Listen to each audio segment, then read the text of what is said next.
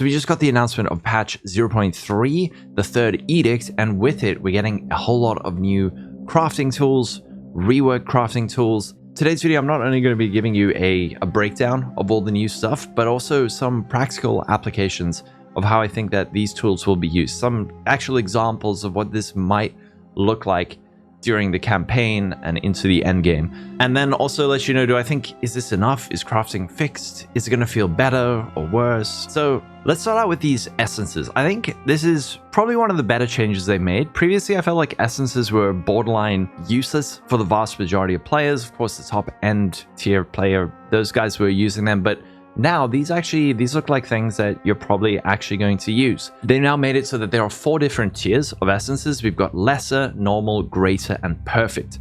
The lesser, normal, and greater are going to function like regals, where it's going to improve a magic item to a rare and then add a guaranteed modifier. This was one of the big problems with essences before. They would guarantee a modifier with a tag, but not the tier. So using them, you might be like, cool, I got a fire modifier, but not only is it not the right one, but it's a crap tier. So it's, even if you do get it, the right modifier, you might not get the right tier. It was just way too random. Whereas this is guaranteed modifiers. Now, looking at these mods, you might be wondering, like, what is this the equivalent to? So on a two-handed crossbow, 9 to 15 fire damage, we can actually look over here, and that is about equivalent to the second lowest tier. I think this is tier 9. But if we look at some of the higher tier ones, this is the normal and the greater. This is actually 31 to 47. That is tier 6. And then over here, we have 55 to 84, which is tier 4.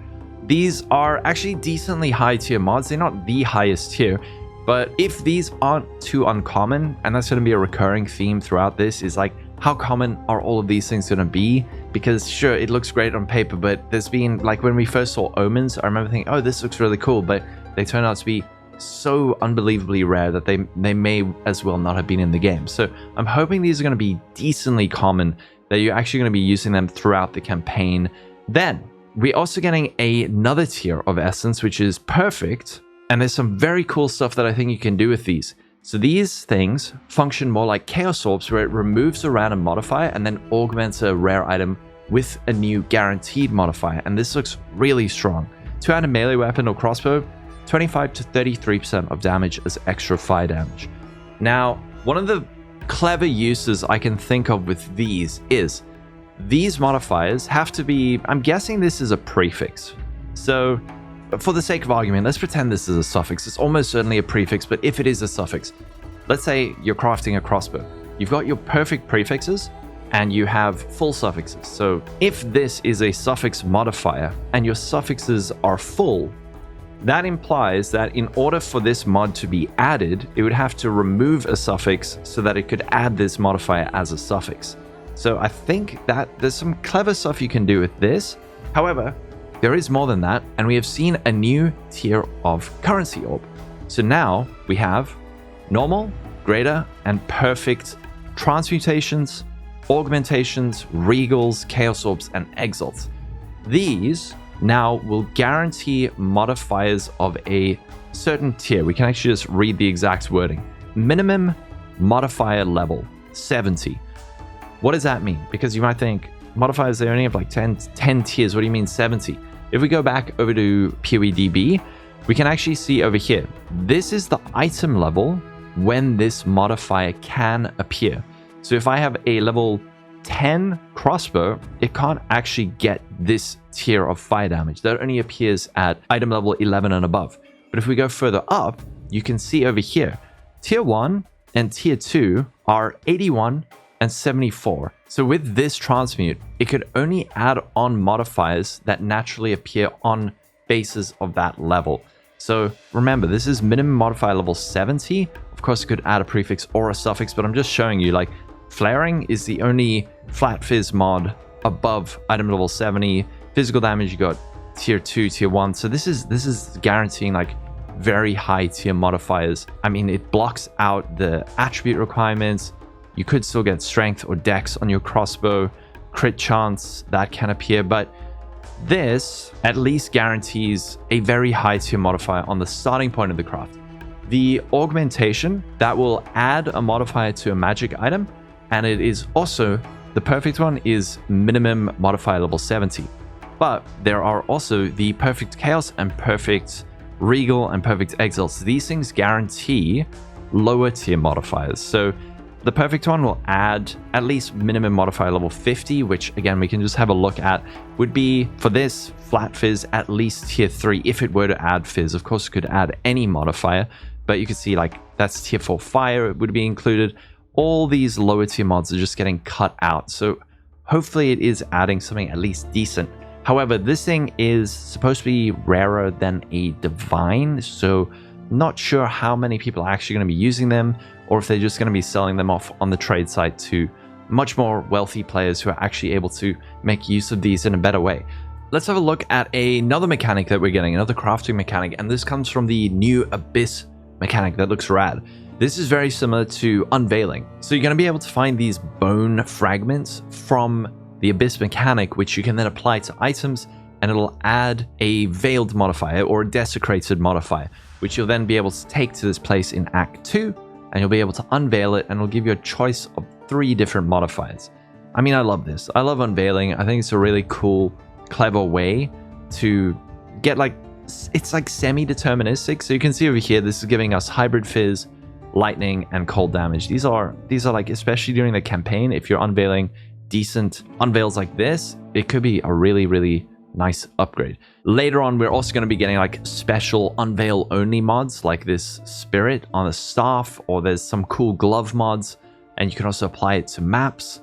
Hopefully these bones aren't too rare, so you're able to go do some like YOLO boning on your items and actually just like get some nice upgrades. But another thing I wanted to just make sure of is when you click that unveil button, it doesn't seem to add like a desecrated tag or anything. So there is the potential to like annul that off and go for another YOLO bone on your desecration. On top of that, we're getting more. We're getting some cool new omens. So one of the most crazy ones is this Omen of Sanctification, which it's kind of like corrupting your items safely, where it's going to divine the modifiers on it from a range between 80% and 120%. Then it is going to add a tag on it that says sanctified, which means you cannot further craft on it. But this is like the top end, little bit gambly, where you could get something that is just like insanely good or be very sad and ruin your item. But I'm very curious about which omens are going to be added, and again, their prevalence. How common are they going to be? Are these things that you can actually find and use, or are they going to be just so prohibitively rare that they may as well not be in the game? And of course, we got the Hinekora's lock back. This lets you look into the future, seeing what your currency is going to do to an item before you apply it. In PoE 1, this is like the ultimate pinnacle top end of crafting. These things are super, super rare. So I presume they're going to be super rare in PoE 2, although I hope they're a bit more common than in PoE 1, because there's a lot less control in PoE 2. So having something like this, at least a little bit more common, like 5 times rarer than a divine instead of like, I don't know how many 100 times rarer than a divine they are in PoE 1. That would be cool. Again, just like super top end, but they've also added in the low end of crafting with like essences and stuff. And then there's one other thing. They've done even more. You're now going to be able to find exceptional quality bases like this one over here. This is 28% quality, which is going to scale any physical damage modifiers that you get on it. So I'm very curious about how this is going to feel in PoE 2. In PoE 1, with Scours, having that high quality base means that you've got this like forever base and build it up one mod at a time. I think in PoE 2 there are going to be ways to do that, which we'll get into, but at least this might be a chase item for high-end crafters. So even if you're not going to use it, you might be able to list it on the trade site for a decent amount of currency for people who are going to use it. The other thing you'll be able to find are these bonus socket items. I feel like these are sort of aspirational items for the top end, but we're gonna have to see. Maybe they're common enough, or maybe crafting items are common enough that you're actually going to be able to look for a good base and build it up. Those are all the new crafting things, but I want to take you through some scenarios. Just go into your mind palace and envision some crafting scenarios and how it's actually going to look using all of these things. I'm trying to envision like, how do all these systems work together? I think if the crafting system is working well, all these systems will be interwoven and you'll be able to use their strengths and weaknesses to your advantage. should never be that like you're just using one system. It's really nice when you're able to say like I'm using S's, Omens, this and this and this all together to get the results I want. So picture you have a 30% quality base or something with a bonus socket. The first step, I wonder if this is going to be like a crafting standard for a lot of high-end things, but going for the perfect transmute to get that minimum modifier level of 70, and then going for the perfect org, and then using annuls and perfect orgs repeatedly so that you're removing a mod and then perfect orging on until you have 2 good modifiers. Is that going to be a thing? I hope that the perfect orgs are not so rare or annuls are not going to skyrocket, but I can imagine people doing that as like the first step of a craft, because I mean, having like a perfect alteration would kind of get around this, but you know, this might be the first step.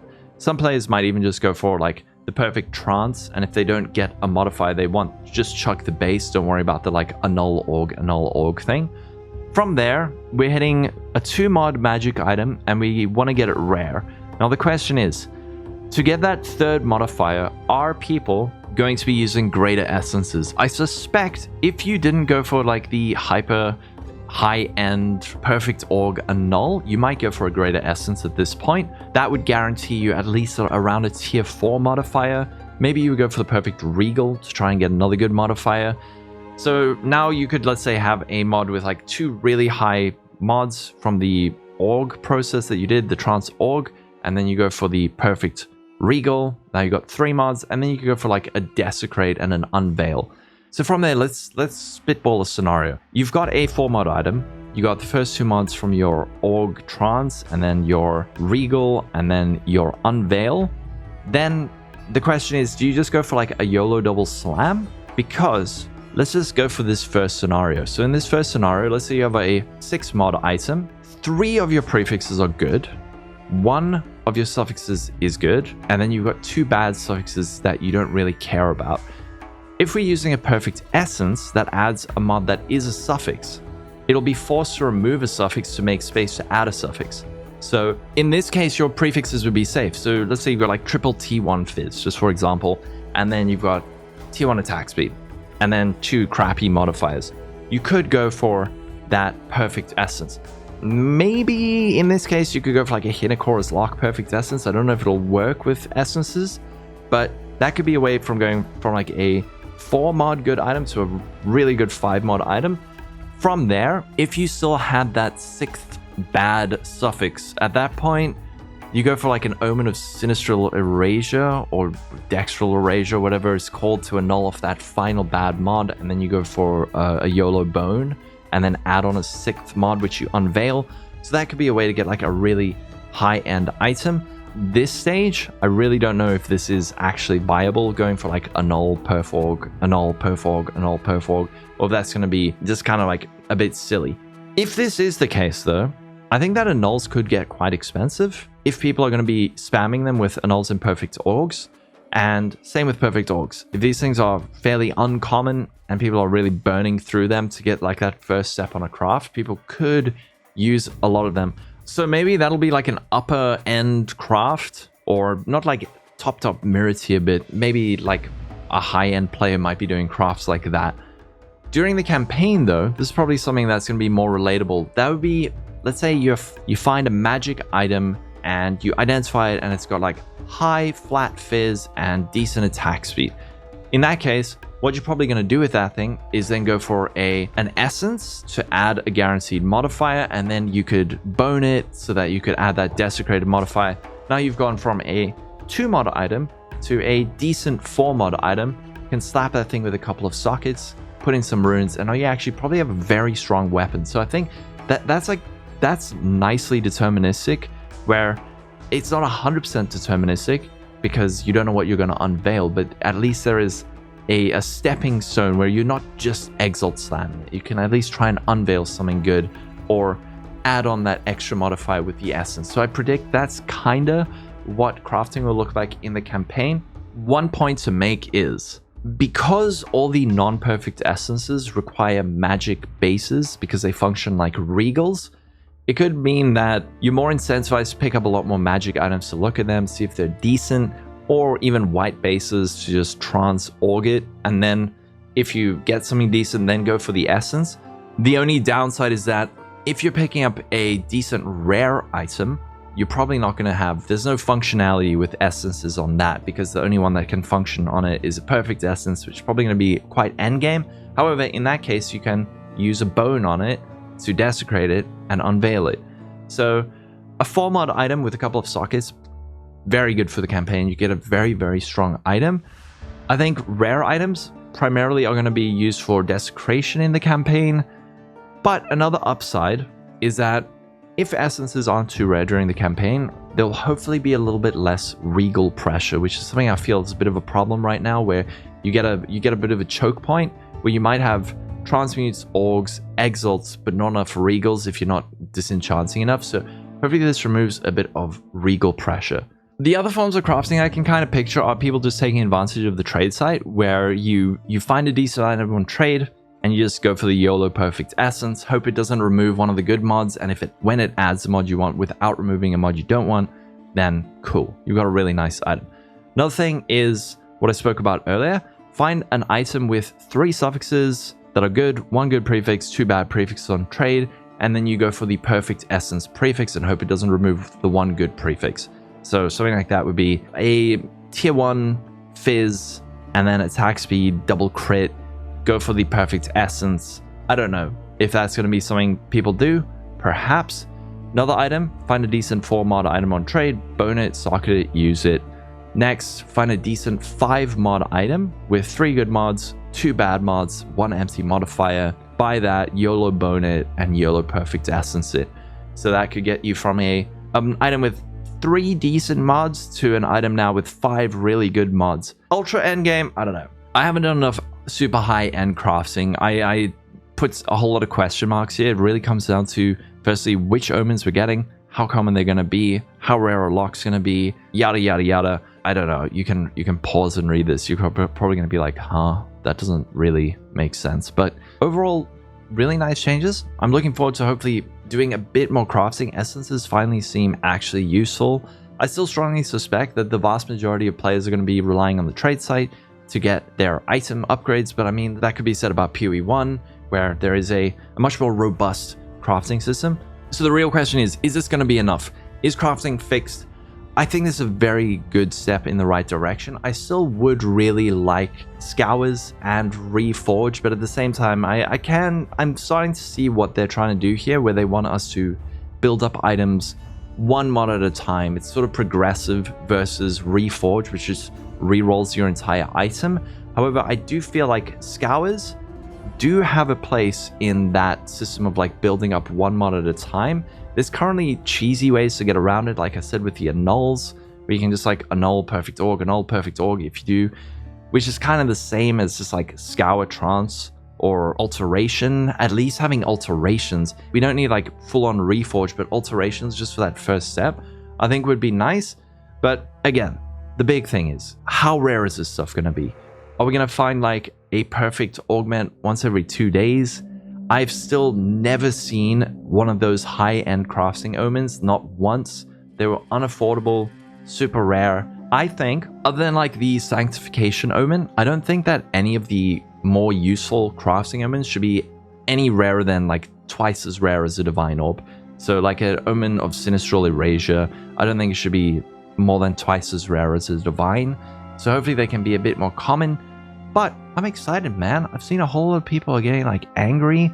Why are you guys angry? This shit looks great. I'm super excited. If I seem a bit like sad, it's probably because I'm just a bit sick.